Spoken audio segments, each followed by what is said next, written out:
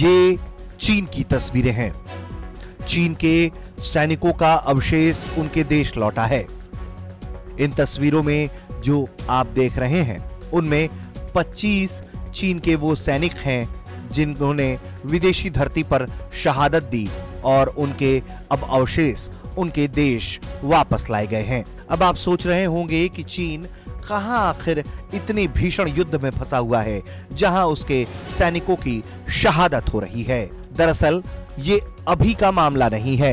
ये वो चीनी सैनिक हैं जिन्होंने दशक पहले अपनी शहादत विदेशी जमीन पर दी थी, जिसके बाद अब एक समझौते के तहत उनके शवों के अवशेष उनके देश लाए जा रहे हैं।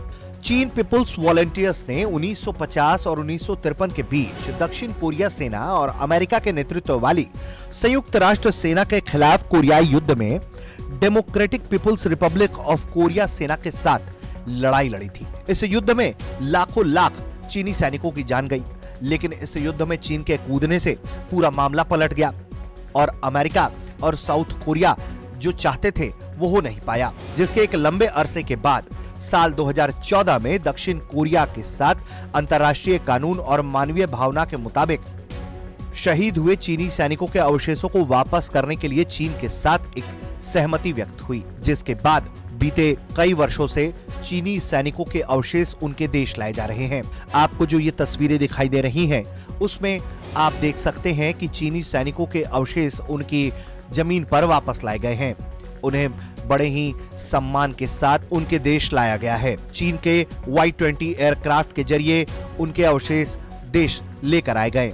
जब ये जहाज चीनी सीमा में आया तो J-20 फाइटर जेट्स ने उन्हें एस्कॉर्ट भी किया, जिसके बाद चीन के अंतर्राष्ट्रीय हवाई अड्डे पर उन्हें श्रद्धांजलि दी गई। ये वही सैनिक हैं जिन्होंने 1950 से लेकर 1953 में कोरियाई युद्ध के दौरान अपनी शहादत दी थी।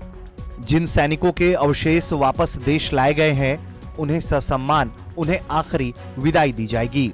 चीन और दक्षिण कोरिया के बीच अब तक 10 बार इस समझौते के तहत सैनिकों के अवशेष 2014 के बाद से देश लाए गए हैं।